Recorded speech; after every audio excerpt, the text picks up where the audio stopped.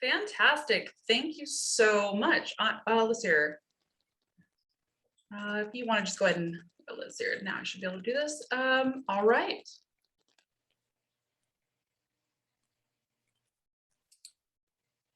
So I seen that people were posting where they're from in the chat. I am up here in Palmer, Alaska. Oh, move this back over here.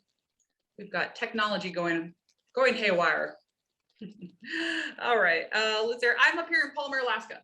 So I don't see polar bears and I don't live in an igloo, but I do get to do some fun things up here. This is a picture of my husband and I. We hiked about 7 miles over a frozen lake to get to this glacier that's behind us. It's called the Portage Glacier. So one of the many fun things we get to do up here in Alaska. In addition, I am the founder of Blue Ink Consulting.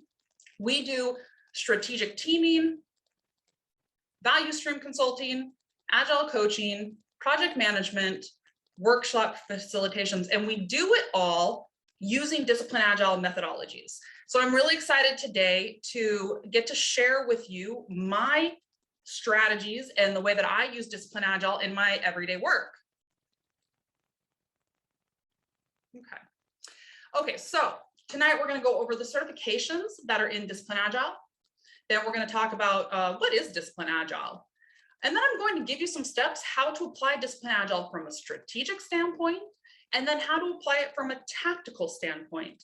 I've got about 45 minutes worth of slides here, and then we're going to leave plenty of time for questions. So I really hope that you all will participate, add your questions to the chat box as we go along, and I look forward to answering those questions at the end of the presentation. So here is our certification guide for discipline agile. Now, the PMI Agile Certified Practitioner has been around for some time, long before PMI adopted the Discipline Agile toolkit. But in addition to that, we now see the Discipline Agile Scrum Master, the Discipline Agile Senior Scrum Master, the DA Coach, and the DAVSC, the Discipline Agile Value Stream Consultant. Now, I usually suggest that most people start with the Disciplined Agile Scrum Master, regardless of the experience that you have in Agile. And the reason for this is because there's such amazing content in that first course that sets a good foundation for you to move on then to the Discipline Agile Senior Scrum Master course. When we get into the Discipline Agile Coach and the Value Stream Consultant, this is where you want a very comprehensive understanding of DA, because you're not only going to tailor solutions for business, but you're also going to help them identify what root causes are and then prioritize their improvement backlog. And so, like I said, you want that comprehensive understanding of DA before you move over to the coach and the value stream consulting. So what is DA? Well, it's not a framework. It's actually a toolkit. It is, it prepares you for organization complexity. We have guided continuous improvement with DA. It's agnostic, it's scalable, and it makes for enterprise agility. And so, like I said, the Discipline Agile is not a framework, but rather a toolkit, and has a large scope of knowledge built into that toolkit to accommodate a lot of different situations and work environments we will need to navigate. One of the cornerstones of Discipline Agile is the guided continuous improvement, which we are going to talk about just a little bit later here. So what does that mean? Well, no one knows what it means, but it's provocative. Great words from Will Ferrell here, but you know, seriously, I attend a lot of webinars, and sometimes people will be talking about something, I'll think, the hell are you talking about? So if you feel that way, don't worry, I'm going to dive in deeper. Okay, so the Discipline Agile architecture. We have DA process, the DA process in the enterprise, the value stream, Discipline Agile DevOps, and the Discipline Agile foundations. Now, as mentioned earlier, the Discipline Agile is a toolkit, not a framework. That means that there's no blueprint for what we should do every day, every time for every situation. Context matters, and the scope of the project or initiative matters, along with the goals of the enterprise. For each new project and value delivery, we need a different approach. So what DA does is say, here's what is important when you're making decisions with enterprise awareness. Here are roadmaps to lead you to your goals. Now, the roadmaps can change and often should change to meet the needs of the business. However, the priorities and principles which guide us to making those decisions should remain the same. And that's what we see here with our architectural views and our architectural layers.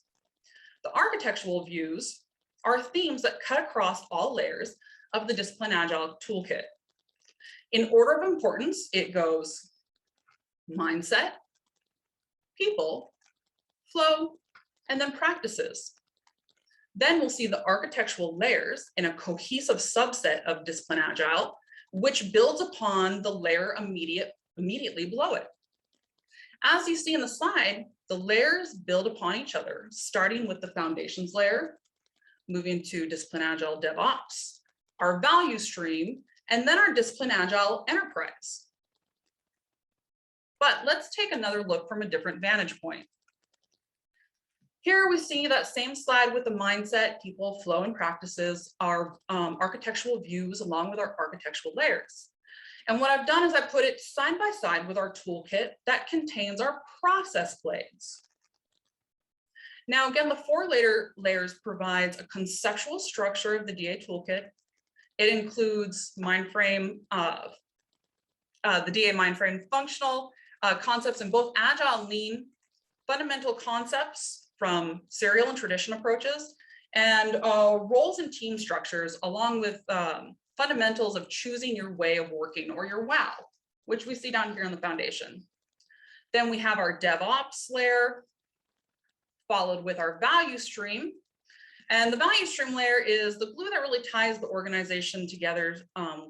This layer visualizes what an effective value stream looks like, enabling you to make decisions for improving each part of the organization within the context of the whole. It's not enough to be innovative. You also need to increase value realized. And with value streams, we can do exactly that within the environment that we're faced with. And then last but not least, we'll see the Disciplined Agile enterprise. The Disciplined Agile enterprise is able to sense and respond quickly to the changes in the marketplace. It does this through an organizational culture and structure that facilitates change within the context of the situation that it faces. Such organizations require a learning mindset in the mainstream business and underlining lean and agile processes to drive innovation. What we see with DA enterprise layer is a focus on the enterprise activities that support your organization's value streams.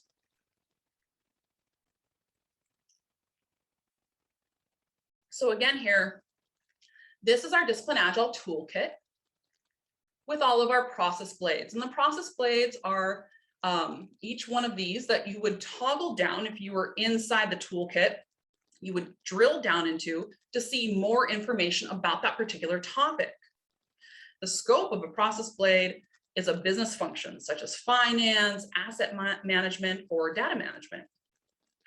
Each of these functions have a deep history with empirical data and proven approaches of success when utilizing the processes and practices that are found within each process blade. So again, with process blades, they provide an overview for unfamiliar topics or processes, provide a range of options for practitioners, provide a starting point for DA and your way of working, your WOW. It also puts context into our next steps, along to point you to a more detailed solution. And finally, enables people to improve cross-functionally. So how would I use one of these process blades? So let's say I'm trying to put together a strategic deployment that encompasses a governance team. One of the places I might want to start is with the governance process blade. I would drill down on it and it would give me a list of practices, places to start, mind frames. If we see on the side here, we have, if I would have drilled down on governance mindset, there's a governance workflow for internal practices, leading lean, and then strategies to support lean governance. And all this information is just right there at our hands that we can just drill down on. So I would go in there and I would read the information and I would drill down, toggle through the different pages, and I would glean the information out from it. And from that and other process blades, I would then develop a strategy with a discipline agile team that was had governance in mind, enterprise architecture, portfolio management, strategy, continuous improvement, data management. These are all process blades I would have drilled down into to get additional information for me to produce the best deployment plan possible. Now, the nice thing about Discipline Agile is we get a lot of different life cycles that go along with it. With most Agile life cycles, we're often only given one life cycle to complete our work. But with Discipline Agile, we're given options for how we want to approach the cadence of our work based off of our goals and context. Now, because I believe an entire session could be dedicated to the different life cycles of Discipline Agile and their usage, I'm only going to touch on each one of these today. Our first life cycle is probably the best place to start. This is our Discipline Agile delivery life cycle, Agile approach. And the Agile approach is very similar to what you see in Scrum, which is why we typically point teams to start here with the life cycle. It allows you to be agile, flexible, but it also gives you some guardrails for teams that are just starting out in Discipline Agile. Now, our next life cycle is the Agile life cycle, but this is the continuous delivery life cycle. So this is for teams who have progressed maybe through the first life cycle.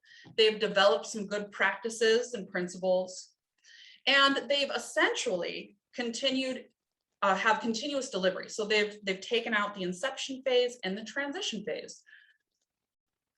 Now, this is a really good life cycle to use when there is a solution that can be delivered to the stakeholders frequently and incrementally, when work is relatively stable within the iteration, when the organization is streamlined with their practices and procedures, and then with a team that is mature, has mature DevOps practices, and then also really a great place for long-standing stable teams.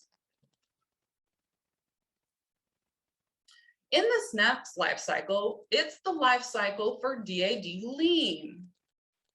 And the DAD Lean life cycle promotes lean principles such as minimizing work in process, maximizing flow, and a continuous stream of work instead of fixed iterations, along with reducing bottlenecks. New work is pulled from the work item pool when the team has capacity. While other frameworks might prescribe the use of set ceremonies like daily coordination meetings, iterations, planning sessions, retrospectives to be done at a certain cadence within the iterations, Lean doesn't prescribe to that overhead and instead suggests it can be done if and when it's necessary. This requires a degree of discipline and self-awareness not usually found on teams new to Agile. So this life cycle is considered an advanced approach. Now, while lean concepts like Kanban are easy to learn, it can be difficult to master the principle of lean flow and deploying this life cycle without guardrails. In this next life cycle, we see an even more advanced life cycle. So this is our lean life cycle with continuous delivery. It supports the goal of delivering increments of the solution in a more frequent manner than the other life cycles. Teams typically evolve into this life cycle from either the lean life cycle or the continuous delivery Agile life cycle. It also requires a mature set of practices around continuous integration and deployment in order for this to be practical. and also requires technical infrastructure and an advanced disciplined DevOps practice to support this approach. Next, we have our exploratory lifecycle, our lean startup. And in this lifecycle, it's based off of lean startup principles with strategies for complex adaptive systems. The aim of this lifecycle is to minimize upfront investments in solutions in favor of small experiments that are market tested and measured early and often during the project. Last but not least, we have our program lifecycle, our teams of teams. Some of the benefits and features of working as a team of teams or from a program level is each team can choose their own wow, their way of work, and their preferred life cycles. This way, the team tailors their approach to working with the life cycle. You can transition to teams that deliver continuous value instead of teams delivering projects. If we worked in teams of teams within an initiative, we would work from a product or improvement backlog, ideally one that's been identified and prioritized, has identified or prioritized its MBIs, its minimum business increments. Doing so reduces waste, encourages autonomous teams, and increases productivity. Essentially, we could stop starting work and start finishing value delivery that can be quickly realized within the enterprise. Teams of teams lifecycle encourages continuous delivery, development, and continuous testing, and allows for enterprise agility, allowing us to adjust quickly and efficiently. So, something that's very familiar to probably all of us is Deming's Plan, Do, Check, Act. It's a really familiar term that we hopefully use in our day-to-day. And you'll see when you go through here, we plan, we recognize an opportunity, we test the change, we study, we review the test, analyze and results, identify what you've learned, and then we get to the act. And so this is where I believe Discipline Agile provides the most bang for your buck. We get to the act, and the act says, based on what you learned in the study step, if the change did not work, go through the cycle again with a different plan or approach. If you were successful, incorporate what you learned from the test into a wider change. Use what you learned to plan new improvements, beginning the cycle again. I just want to circle back to, if the change did not work, go through the cycle again with a different plan. Where do we find that plan? Our methods just failed. Where do you start? I mean, you could read one of the thousands of books out there and try to deploy one of those plans. Or in Discipline Agile, we have our guided continuous improvement. And the guided continuous improvement circle us back to our process goals and our process blades and gives us the direction we need to try a new strategy. Let me give you a visualization. These are our Discipline Agile toolkit with our process blades. And then over here is our Discipline Agile delivery process goals. When we drill down into any one of these inside either our Discipline Agile browser, which I'm going to show shortly, or into one of our process blades from the toolkit, we get a plethora of information and options for us to try for next steps, for new experiments, new ways of working, and it gives us a roadmap without having to go out there and read hundreds of books and try to figure out what should we do next. And then, oh, I'm just going to put this right here. The thing is when it comes to waterfall versus agile, I don't necessarily think it needs to be one or the other. Projects need to flex their approaches to meet the business needs, and of course, context matters. So for myself, I work in an industry that has a lot of compliance requirements and regulations.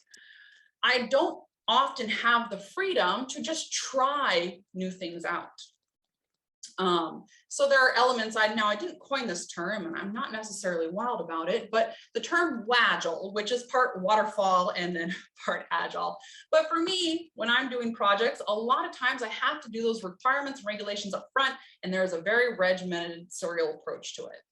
But as you can see here, even though we're deploying it in a different time frame, both Agile and Waterfall has requirements, has designs, has development, test, deployment, maintenance.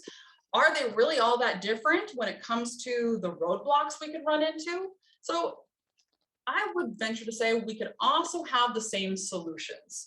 And I know for myself, I utilize disciplined Agile, whether I'm in a waterfall or serial process, or if I'm working in an Agile process. See, changing the mindset is one of the biggest drivers of success with an Agile transformation. Of course, process and tools are important and have approximately a collective 20% impact on your transformation, but the real bang for your buck is in changing the mindset. I find out there sometimes that people are Agile because there's no process, or people are Agile because they always do the same thing every single time, no matter what the situation is. And I would venture to say that neither one of those situations are actually Agile. With Discipline Agile, it gives you a toolkit that's not so heavy that you can't turn and pivot, but it does give you a guideline of what to do next. So as we've seen from the slide with the waterfall and Agile slide, we're not actually all that different in processes, just the delivery. The context of the delivery changes with the context of the business needs. Discipline Agile gives you that roadmap on the who, what, where, how, and why, based on the context of the project or the value delivery. We work in very complex business environments.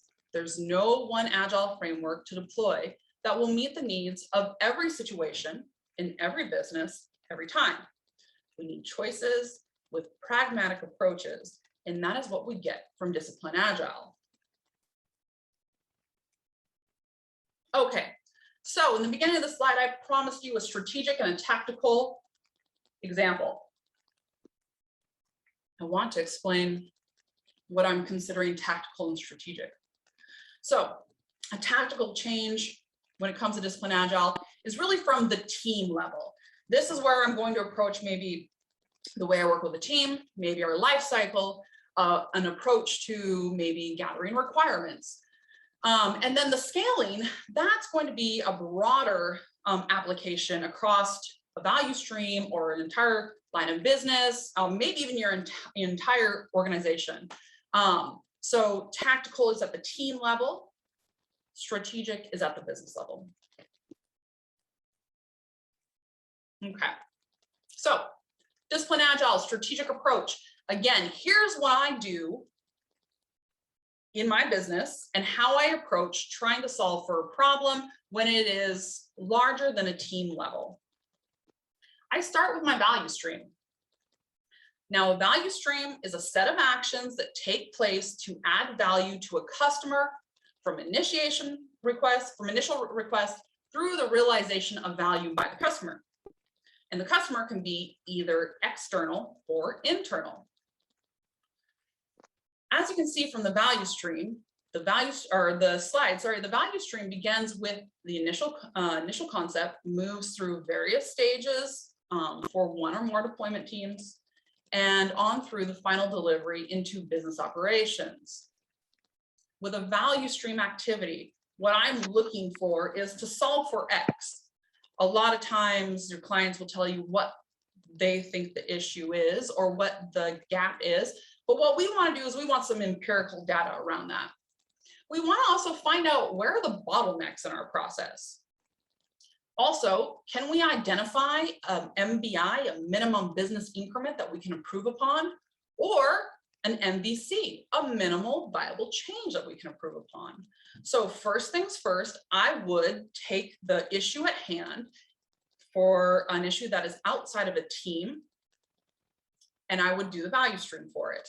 Again, looking for all the steps that are taken from a customer initial request to receiving value.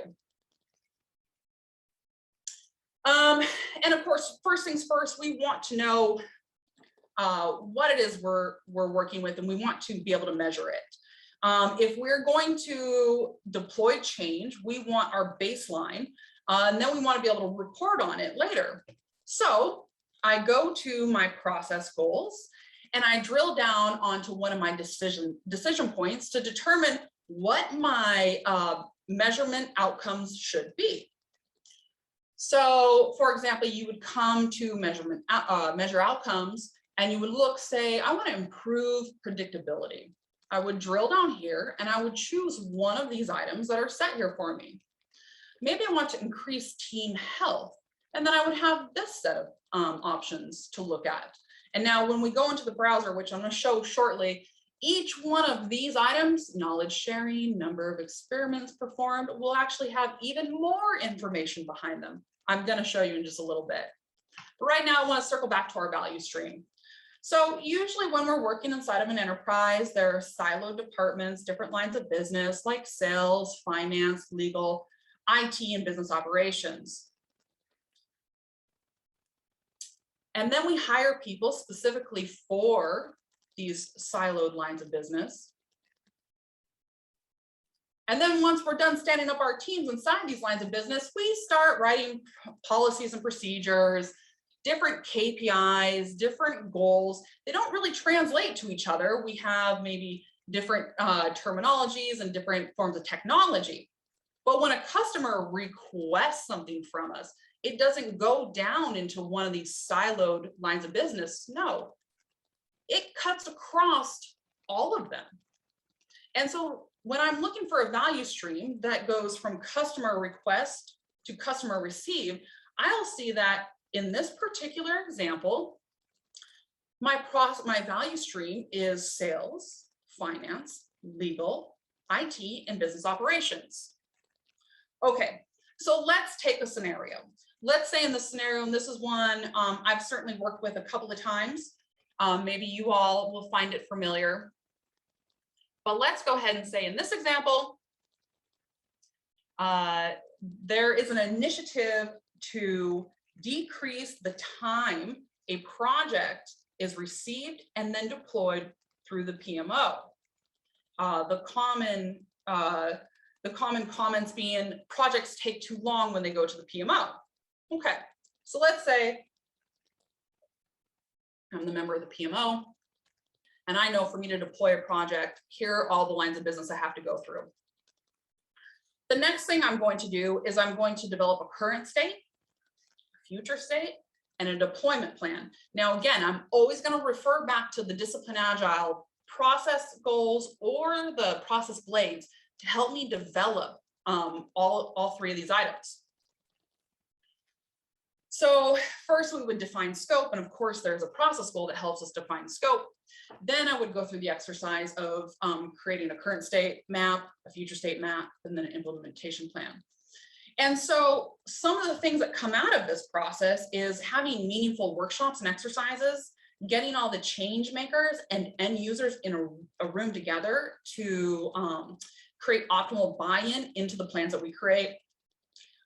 Develop a transformational map we would tailor to the business needs, come up with deployment strategies, identify our minimum business increments and our minimal viable change, and then we would coordinate and prioritize the improvement backlog. So going back again to my value stream, this is the value stream we've identified for the PMO as part of the initiative to reduce time from project received to project deployed. So I would say, okay, I'm going to start with sales, and now I'm going to do a process mapping exercise. I'm going to start with sales, and I'm going to map out the process and see if I can find an area to improve on. And so let's say what happens is I start with sales, and I say it goes from sales to the project intake, and then a decision point comes where, is this part of our strategic planning? Yes, it is. Up it goes, assigned to a PM, and then off to a project team. Or, no, it is not. And it goes down, it remains in the queue for additional bandwidth, and the project maybe stays pending. So I'm me and I do this, I think, well, you know what? Maybe I can improve on what we take in, because it's not good to have a project sit for long periods of time. There's probably an assumption that this project is being worked when really someone has deemed it not part of the strategic plan and has moved it into a parking lot. So I would go to my process goal and I would drill down on intake of work. And I would look to see, is there something that would help me improve the way we're intaking work from sales into the PMO? And I would say, okay, well, if I go down to my decision point of accept work, I see that one of my options is hand back work item. And I think, well, let me put this down as an option and we can talk about it later, but a good place to talk.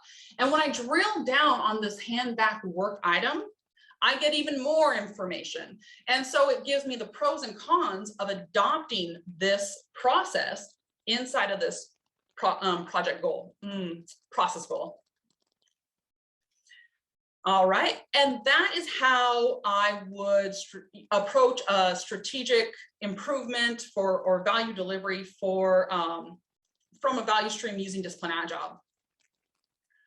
Now I'm going to put into the chat here the after we're done, I'll put into the chat the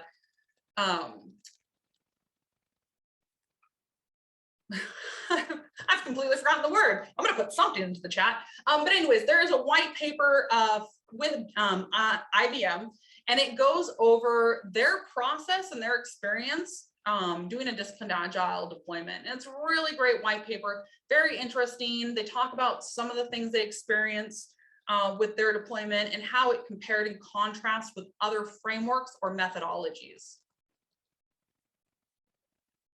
Link is the word I was trying to think of. Okay, here we go.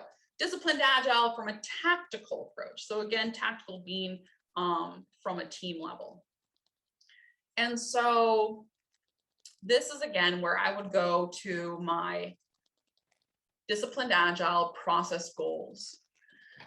And in the process goals, there's different timings. So let's say I'm in the inception of the project, and it gives me options for forming my team, exploring scope, planning my release, so on and so forth. Then there are items for the construction phase, the transition phase, and then things that are ongoing. So you would go in here and you would drill down, and I'm going to bring over a live, I'm going to bring over in just a moment. Here we go. This is the live DA browser. So you can drill down on any one of these items. So let's say I'm working with my team and we're struggling to discover scope. And so I'm like, you know what, team, let's go in here and let's look at some options. So maybe we go to explore purpose. And in Explore Purpose, we have all of these items there. And I think, okay, well, I can come down here and read about all of these options that it gives me, what it is, what's the pros, what's the cons, and decide if that's a route for me to go. Another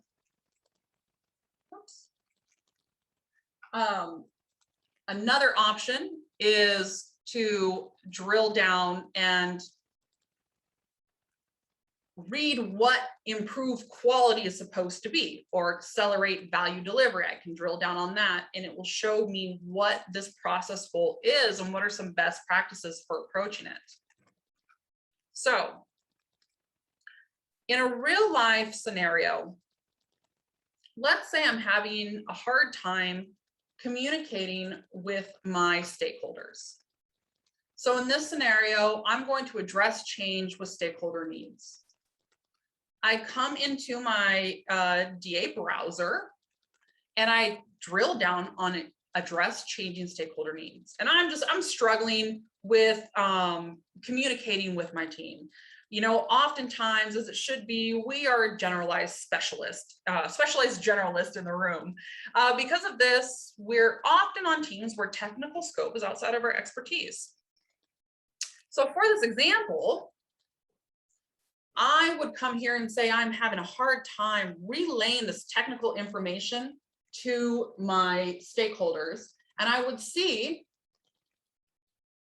that indirectly, the stakeholder interactions with team, indirectly with product manager, or indirectly via product owner. And I would say, gosh, you know what? That might really work for me. And I'd come down here and I'd see that the product owner interacts directly with stakeholders, elicits details from them, then communicates the stakeholder's needs from the team, like a Scrum practice. And I would know that my product owner probably has a very in-depth expertise knowledge from the technical standpoint. So this would direct me to say, you know what, maybe I could bring some messaging to my product owner and say, hey, in this meeting or in this email, can you help me with the technical nomenclature so that I can relay my message out to the technical team? And that's how I would use the DA browser or Discipline Agile to help me solve a tactical problem in the enterprise. Okay. So listen, in conclusion, I would like to say that Discipline Agile is an extremely robust toolkit that allows us to be impactful thought leaders. I've really enjoyed tonight's presentation. I hope you all get an opportunity to explore this extremely transformative tool and you get to enjoy it as much as I do. So that being said, we are at the part of the evening where we can answer some questions if there are any.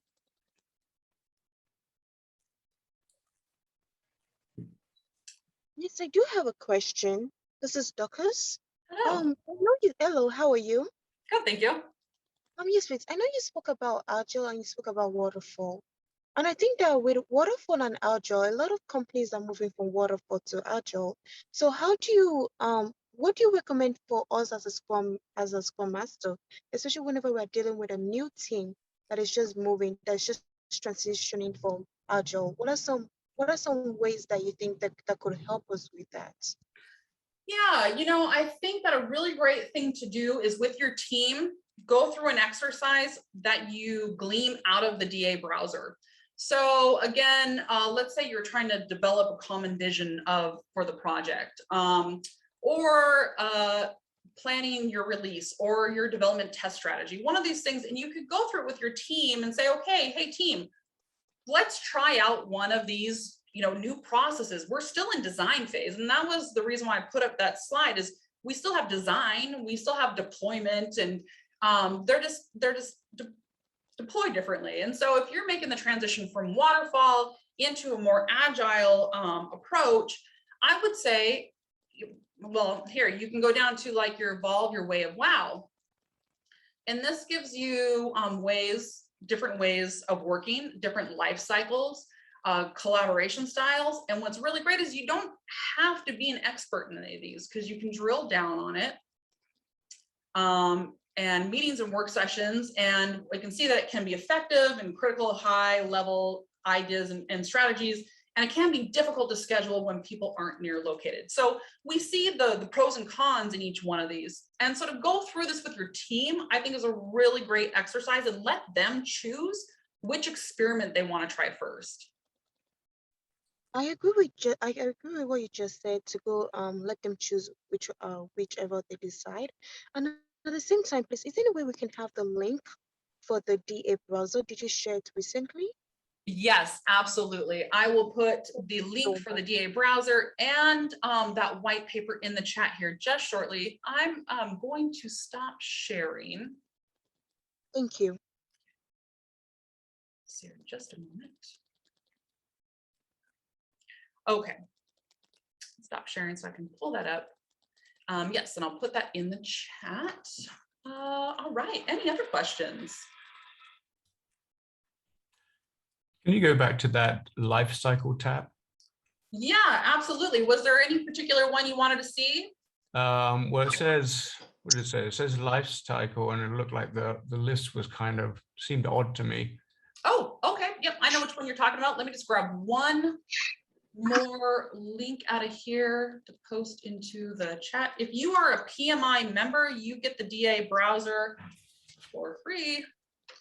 All right, there you go.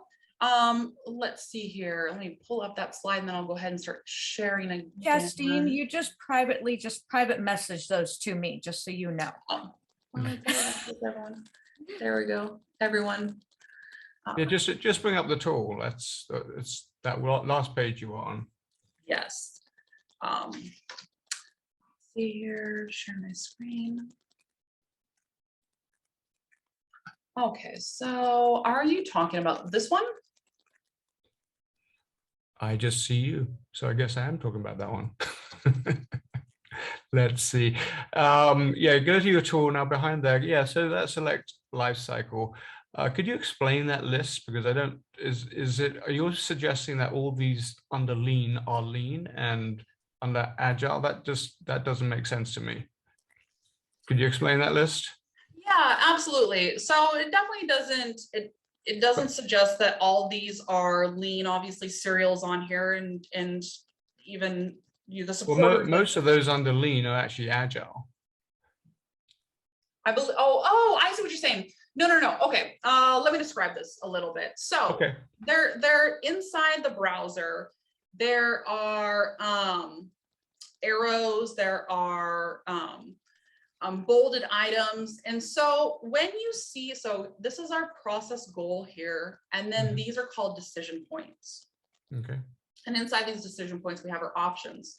When there is an arrow, bolded arrow pointing up, it indicates that the options inside here are listed from best down. When there is no arrow, it's not listed in any direction, but the bolded items are suggestions to start with first. So Okay. it's not saying everything under the word lean is a lean life cycle and everything under the word agile is an agile life cycle. It's saying none of these are ordered in importance. However, choosing an agile or a lean process will probably be the best option. Yeah, a little confusing, but I get what you're saying. Yeah, once you dive in and you start utilizing these even more, let me see if I can find one without an arrow. So for this one, for example, there's no arrow, so it's ordered alphabetically, but it's highlighted some items to say these might be the best places for you to start.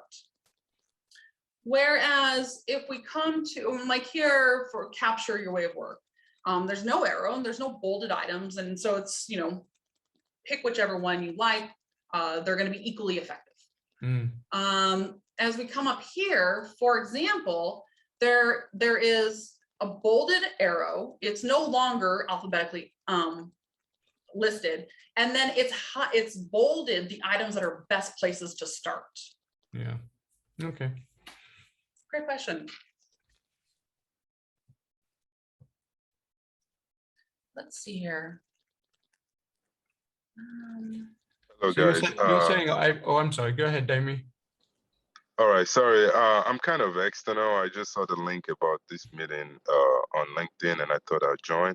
Okay. I work with a different company called LucidWorks. We are into search engine AI. I don't know if you guys know about cognitive search, like search organizations.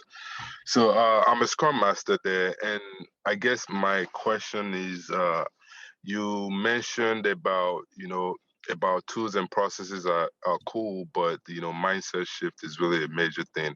How do you suggest? How do you suggest I make that happen in my organization, like with the agile mindset? Because I feel like the mindset shift is not coming even from the leadership from above, and I will be the company's first Scrum Master, so it's kind of like overwhelming, like doing a lot of things. And, yes, even like bringing teams together and, so but I want to, kind of like, so I propose to, we have our own lands or something. I propose to, talk about Agile there, like that would be like a great place to start. So I just wanted to ask, how do you think, I can instill like the Agile mindset within the organization? Yes, absolutely. So that's a really rough role that you're in. being the first Scrum Master. So in my experience, some of the difficulties in deploying an Agile transformation is sometimes people feel a little alienated by the ceremonies and the nomenclature. And no one wants to, especially if you're like a really good project manager and you work in a traditional atmosphere, why the heck would you want to step into an area that made you feel uncomfortable and unknowing? Again, I think it's a great way to start, instead of kind of just punching people in the face with a whole new process. Start with the browser and go with it with your team, because Agile is like an umbrella, right? Agile is just an ideology. It's a way to think. It's a way to approach things. It's not the framework. The framework's inside of it, like Scrum or SAFe or XP. And so if we're going to be Agile and we're going to utilize these proven processes, I really suggest for everyone starting off, whether you're getting your traditional team to pick up some Agile processes, or you are the first to deploy Agile processes, go through the DA browser with your team and let them pick where they want to start off, and go through these experiments with your team together. So going back to Lifecycle, say, hey, you know what, let's try an Agile Lifecycle. This is what an Agile Lifecycle has in store for us. And then you can go back to the roadmap of the Lifecycle that shows you how it flows, and just start there and start incrementally, and kind of take our own advice for agility into deploy things in small iterations and in small changes, and let people adapt to it. And I really think that's the best way to approach it.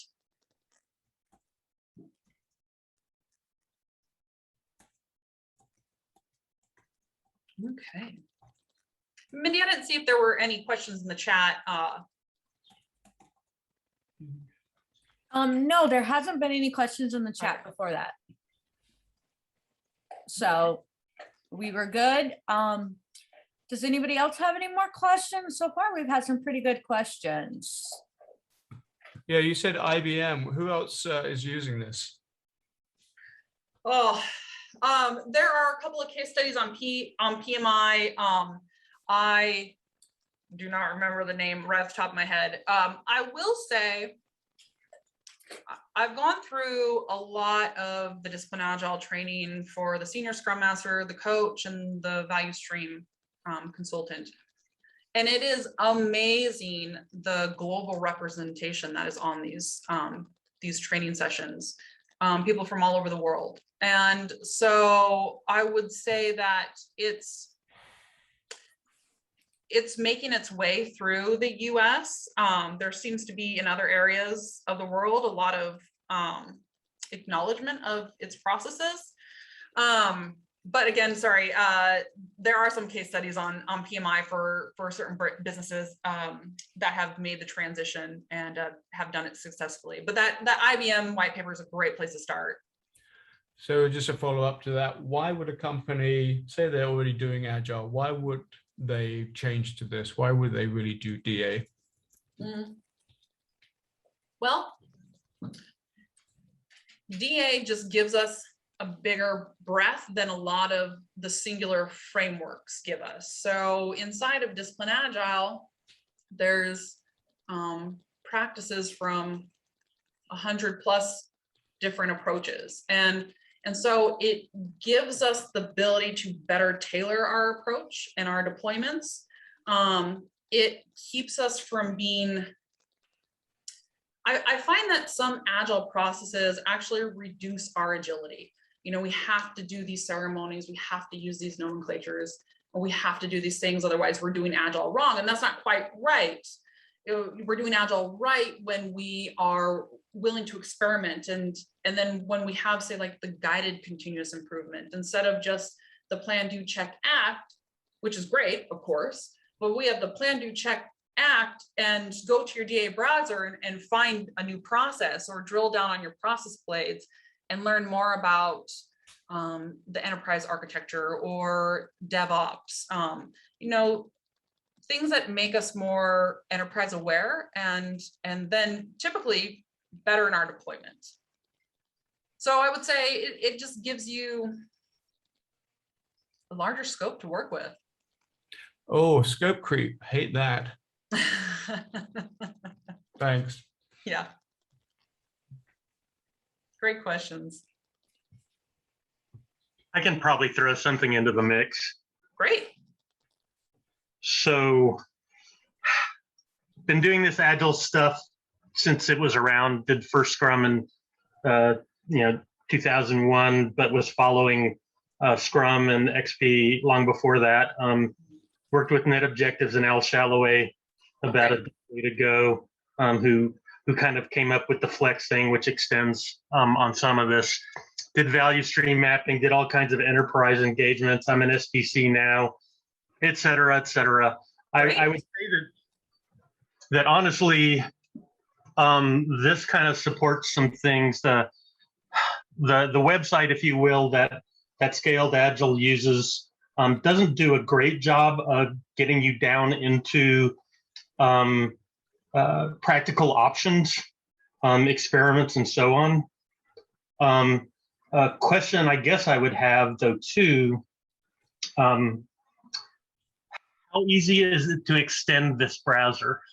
Because this actually looks like things I wrote, a decade ago, but there are practices that I'm uncovering all the time that I imagine PMI is going to be adding to it as well, as things go. But just within BDD, example mapping, there's all kinds of stuff. It's a very active community coming up with all kinds of new countermeasures and techniques all the time. Even being able to generate my own alternative life cycles. And I don't know if anyone's asked this crazy question before, but I've been in the various technical stacks as well. I teach DevOps, and I can see lots of places where I think I might actually try to extend the browser. Yeah, Jeff, thank you. That's some really valuable feedback.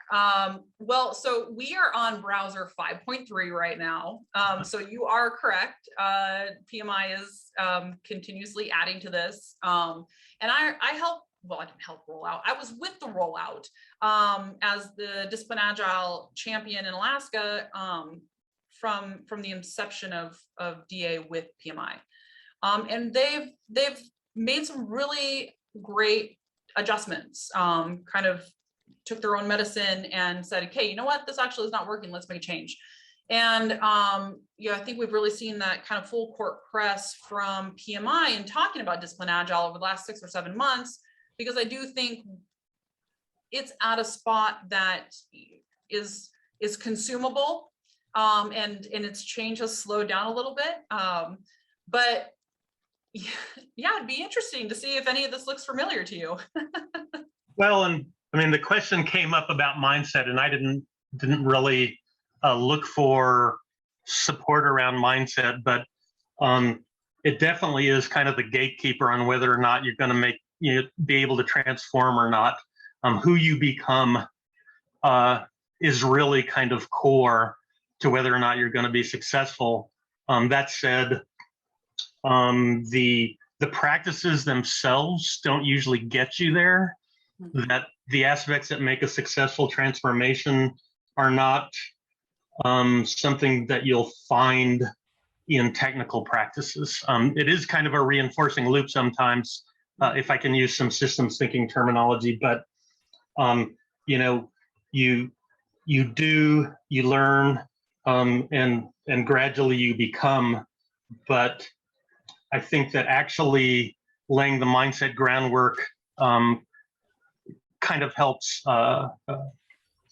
accelerate the process, getting to where people are experimenting, where they're not in like a mode of learned helplessness and so on.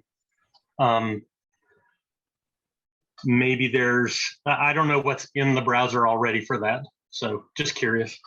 Yeah, so I find that we have a lot of fun with our teams, especially when we have that cross-functional team and we start doing things like mind mapping or impact mapping. Right. You know, because it is very interactive and it allows everyone to speak up and have a, you know, contribution to the conversation. I just find those sorts of practices are great places to start, and you just kind of keep bringing them along with you. And then, you know, soon they start seeing like, oh, we got to our requirements and we started incrementally delivering a whole lot quicker. Or, you know what, I really enjoyed that we, you know, moved to doing stand-ups just 2 times a day because we're delivering continuously. And so you make those small increment changes, and like I said, you just kind of bring them along with you, and the next thing you know, you're all doing Agile. Look, mom, no hands. So, but the mapping and those sorts of processes are great places to start. Yeah. The tooling vendors, you know, so many of them out there now are touting SAFe. It's got a lot of market buy-in, and at the same time, I can't say that any of them are winning me over necessarily. There's limitations on everything. Sure. Is anyone really lining up to be the disciplined Agile tool? That's an interesting question. No. for anyone that wants a blue market, no, there's not in the sense where you could just plug and play one of the disciplined Agile life cycles. I mean, all of them are based around some sort of iteration, and instead of backlogs, we use work items. So yeah, similar to, yeah, like a ADO or a Jira or whatnot. Yeah, well, and I'm in this world where multiple large enterprise engagements, there is no singular value stream. There's usually a network of value streams. Tools don't really support that. And then understanding how you find predictability and responsiveness when you've got a network instead of dedicated individuals. Even large enterprises where you would think people would be trying SAFe, they don't, for one reason or another. But the tools don't bend to my will like I wish. No, you know, and one of the things, and you'll see SAFe is in here is an option. You know, it's definitely an option. I don't know that it's, well, I don't think that it's the option every time, right? It makes the assumption that hundreds of us can stand up and move at the same time, and that we want to. With the, say, for example, teams of teams life cycle, and you know, if you're utilizing a value stream method, so then you're doing a backlog, an improvement backlog from the initiative, and you have teams of teams who have identified where the value can be delivered, and they pull from that backlog from a teams of teams standpoint. And so kind of getting to what you were talking about is, you know, having that enterprise make changes and adjustments to accept that there are all these different value streams. Yeah. Very rarely just one. Yeah, and it's, I mean, there's operational value streams, but I see them going probably 4 levels deep. Mm-hmm. No one does tooling to support that. And one of the things that would be nice, so I'm working with version 1 these days, but I work with Rally and Jira and most of the tools out there, an ability to kind of link from the work item types or whatever it is in our tool to the related guidance, which would be in the DA browser. Mm-hmm. A lot of times there are actually security issues, like you would try to use Confluence with Jira. Mm-hmm. There's some limited amount of integration there, but one of the things I would like to do is evolve the content of the browser, and then, you know, to include some of our own local practices and such, but then also to be able to link from tools into the browser, which every step I can kind of see people asking questions about maybe avoids the call for, you know, the over committed senior Agile coach. Yeah, well, that'd be great, Jeff. If you ever develop a tool that can be used with disciplined agile, let me know. I'd love to use it. I know people who do that kind of stuff, so we'll see. I'll give you another question. Yeah. So you guys are talking about tools. If you go to the manifesto, that's the last thing we need. So how do you address that?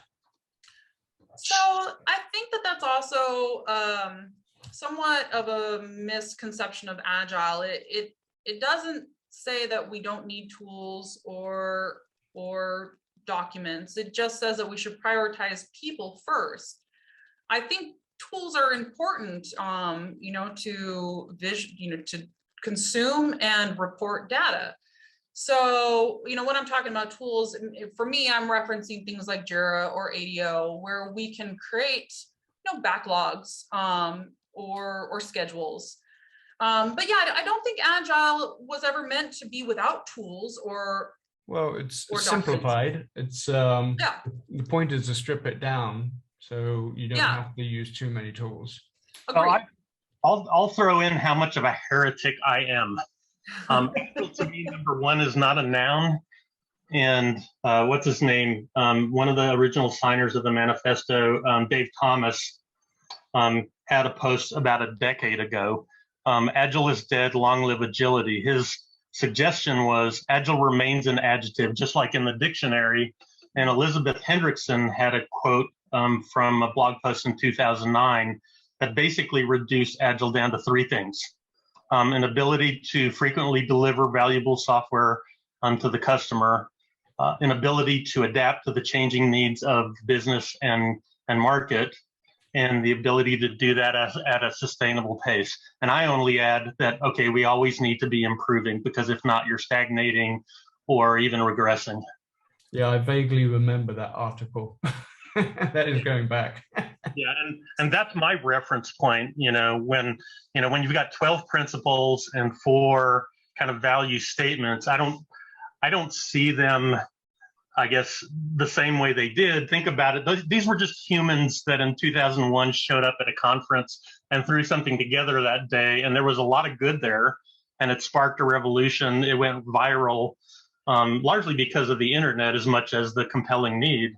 Mm-hmm. But they were saying, we're uncovering better ways all the time. And I'm like, okay, we cannot stop uncovering better ways. Yeah, you should never stop. I mean, you got to go through that cycle. You got to go through that creative cycle, that's just life. That's the nature of living. But I do think their principles and their brain. Now I'm being like you. I'm forgetting my word. It must be this DA thing. There's too much in my brain. My values and principles, they still apply, but certainly, yeah, these should always be looked at. And it's hard not to change them. It's hard to change them because they're as simple as they pretty much get. I mean, I've tried. Yeah, so it's really it. Oh, sorry, go ahead. There's actually a book that I just picked up, which it doesn't shoot down the manifesto so much as suggest perhaps augmentation and new thinking, called the Geodesic Manifesto. The basic suggestion is, okay, this is 20 years old. What have we learned? What did you say, geodesic? Yeah. So Jeff, I wanted to touch really quick on something that you said, and it was in regards to Agile being for software. And one of the things I really love about Discipline Agile is yes, there's always, when it comes to Agile, it's always referencing, not always, it's often referencing software and software development. And so it's been really hard for people like myself to conceptualize how I would take this framework or this mind frame, set of mind frames and move it into a non-software enterprise. Yeah, now, in this day and age, everything has software involved in some way, but I'm not necessarily always with customers that are developing software. Yeah. And so this is the first time for me I've seen where there's real life translation into an industry outside of software development for an Agile process. Yeah, absolutely. I mean, there's Agile HR and Agile marketing and everything else now, and a lot of the principles stand It emerged out of the software community. Mhm. I actually started in Lean about a decade before the manifesto doing just-in-time mass customization. So I looked at myself as a software guy and I'm like, okay, we're late to the table. We're slow learners because this is not new. That said, yeah, a lot of the principles still apply. You look at it on the upstream side for the work intake, measuring options, all kinds of things that are not software at all. Mhm. Yeah. Fantastic. What great conversation. The downfall of so few people who have gone through the training for Discipline Agile is I don't often get to talk about it from a peer standpoint with other people. This has been amazing. I really appreciate you guys asking such great, thoughtful questions.